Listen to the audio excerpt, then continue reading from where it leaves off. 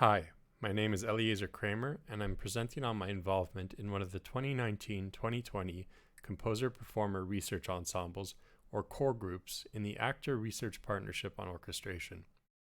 More specifically, I'm going to give examples of how concepts on timbre and orchestration that were explored in the core project manifested themselves in my composition, E-Rock. I'll talk about my role as a composer within the research group, some of the concerns I had about writing for a heterogeneous ensemble, my approach to creating blend in the ensemble, and finally, the influence of performer-composer collaboration on my piece.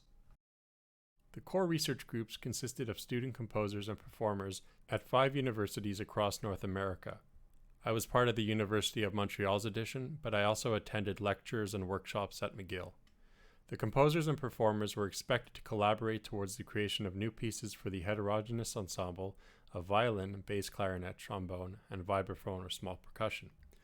For the student participants, the core project was essentially a seminar. Aside from working on the piece, we attended lectures and presentations on concepts related to timbre and orchestration, such as oral sonology, timbre semantics, and perceptual grouping processes in orchestration. Within these presentations and our discussions, there was a lot of emphasis put on achieving blend, and thus it seemed that this was to be an important focus of the composition. Each composition was to be 8 to 10 minutes in length, and there were no stylistic restrictions. The following is a timeline of the core or E-Rock project, at least from my perspective. In the introductory phase of the project, we attended lectures on timbre and orchestration, and we presented ideas for compositions for this ensemble. Parallel to this was the University of Montreal's first workshop in which we explored different ways of achieving blend. In the exploration phase of the project, the composers attended workshops with the performers in which we experimented with different textures, sounds, and gestures. Towards the end of the semester, the composers had to write a short paper discussing what they would explore in their compositions. In my case, the piece that I proposed was completely different than the one that I would eventually write. In the second workshop with the University of Montreal's ensemble, we continued exploring ways of achieving blend with the ensemble. At the beginning of January, I began starting to compose my piece with much difficulty. Towards the middle of January, I started composing E-Rock. This was then followed by the third workshop with the University of Montreal's ensemble, in which I workshopped the first half of E-Rock. I finished composing E-Rock towards the end of February, and at the final workshop with the University of Montreal's ensemble, I workshopped the second half of the piece. Before even beginning to attempt composing, I had some concerns, some of which I abandoned and others which greatly influenced my composition. The first concern, and the one that we seemed to be expected to reflect most on, was how to make such a heterogeneous ensemble sound homogeneous. A rather basic question I had was, what is blend? Although I felt that I understood what blend was intuitively, I had never really reflected much on it, and I was curious about the different approaches one could take for achieving blend with this ensemble. A great preoccupation of mine was, how can I use timbre as the primary element of a piece? I was introduced to timbre as a structural element of a composition in the core project, and I felt overwhelmed by it. Like all the other composers, I was concerned about balance issues. In particular, we were worried that the trombone would dominate in louder passages. Finally, I was worried that the voicing of the ensemble could quickly become stale because the violin and vibraphone would typically be on top and the trombone and bass clarinet would tend to be on bottom. Once I began composing the piece, I stopped worrying about the last 2 points. In fact, all the instruments of the ensemble, except perhaps the vibraphone, have impressive ranges, and so monotony should not be a problem. Balance issues are generally caused by poor orchestration, and so there seemed to be a rather straightforward solution to that. Finally, it felt as though using timbre to define my composition structure was too radical of a change for me, and so I abandoned that idea. However, there are many passages in E-Rock in which timbre serves as the guiding musical force. To deal with the heterogeneous nature of the ensemble, I sought ways to unify it. I realized that several of its instruments are present in klezmer music, and so I decided to use that style as inspiration for my piece. For instance, the violin and clarinet are staples of klezmer music, brass instruments and the snare drum are often present in klezmer bands, and the vibraphone, which is a keyboard instrument, can take on the role of the accordion or piano. Jazz is another musical style that lends itself well to this ensemble. The trombone, snare drum, and cymbal are very common in jazz music. The bass clarinet can act as a saxophone or just as a clarinet, and the vibraphone once again can take on the role of piano. Although writing in these styles did not necessarily mean there would be homogeneity or blend, doing so seemed to deal with the issue of heterogeneity by offering the listener a way to perceive the ensemble as a whole in a form of cultural blend or syncretism. Reflecting on blend led to certain points of interest that influenced passages of my piece. For instance, how do the instruments blend while playing in the same absolute register? The following example is of the violin, trombone, and bass clarinet doing just that.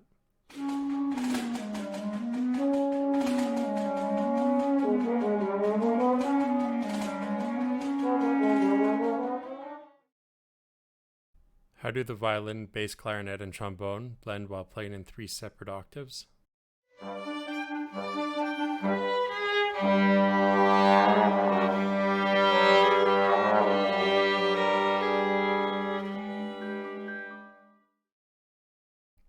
Can analogous gestures and timbral echoes render the ensemble more homogeneous? For instance, a harmonic glissando in the violin followed by one in the bass clarinet, or 2 instruments bending notes in succession.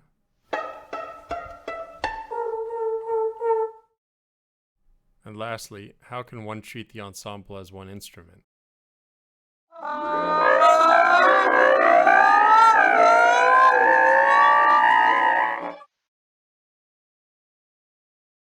The Merriam-Webster dictionary defines blend as to mingle intimately or unobtrusively and to combine into an integrated whole.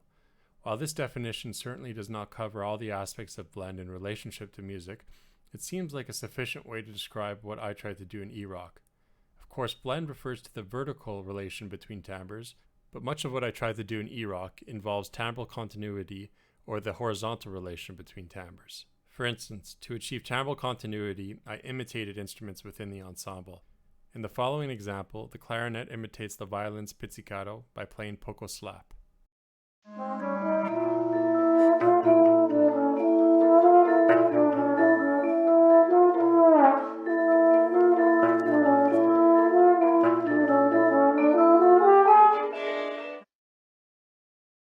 In a solo passage following a duo between the clarinet and the percussion, the clarinetist incorporates beatboxing in her playing to imitate the snare drum and cymbal.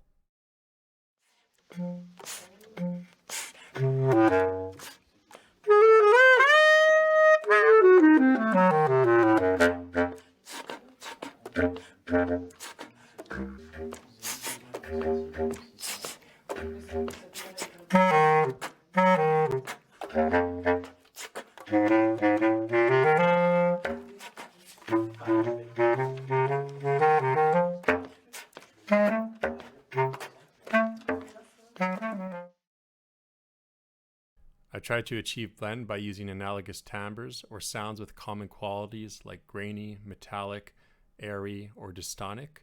This was inspired by oral sonology and timbral semantics.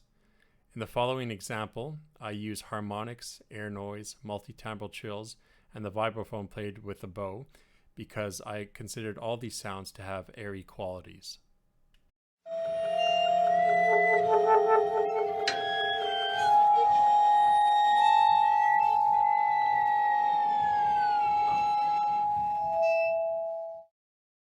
Likewise, I found that in louder passages, if the trombone played with the harmon mute, it blended well with the vibraphone and double stops on the violin's lowest strings because of their shared grainy and metallic sound qualities.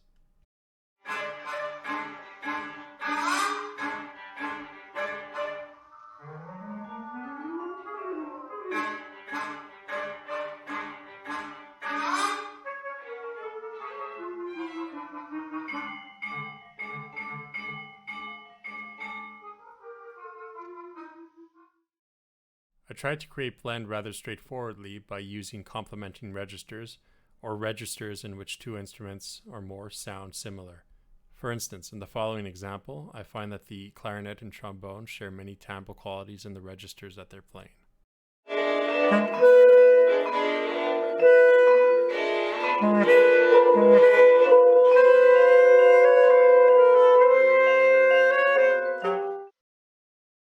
I already mentioned my interest in using the ensemble as one instrument, and I did this in several occasions in the piece to try and achieve blend.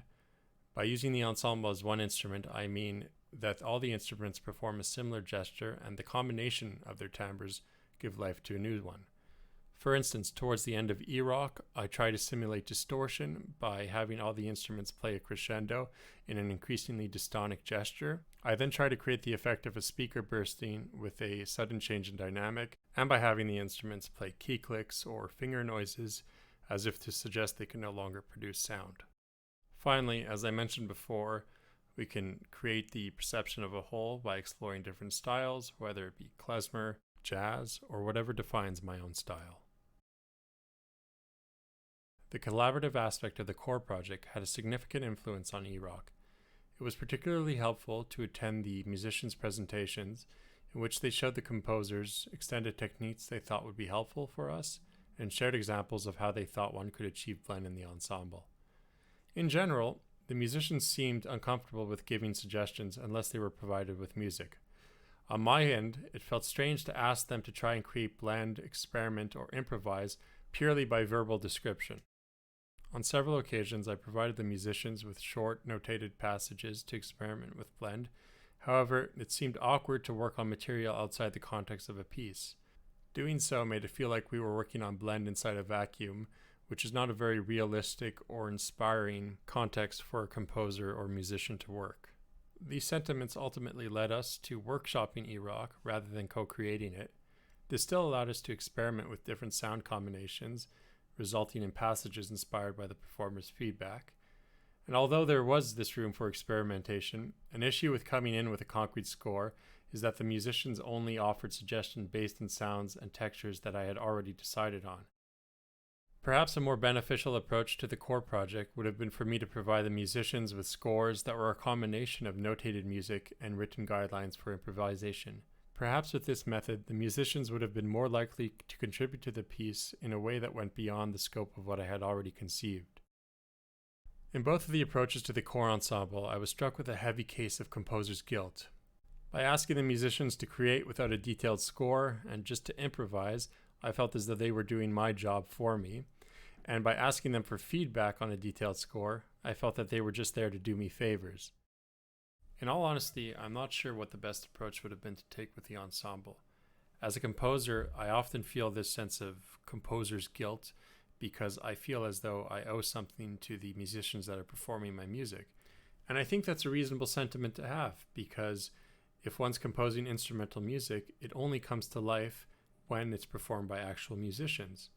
In cases like the core project, however, where composers are supposed to collaborate with musicians from the piece's conception to completion, it becomes quite difficult because we're so used to this hierarchical way of working. And it's ironic because I can only imagine that the musicians felt a similar way, in that they didn't want to overstep any boundaries by offering too many suggestions. So to sum up, E-Rock explores different styles of music to unify its heterogeneous ensemble. It uses a mix of traditional and contemporary writing. The gestures centered on timbre and blend tend to involve a more contemporary style of writing.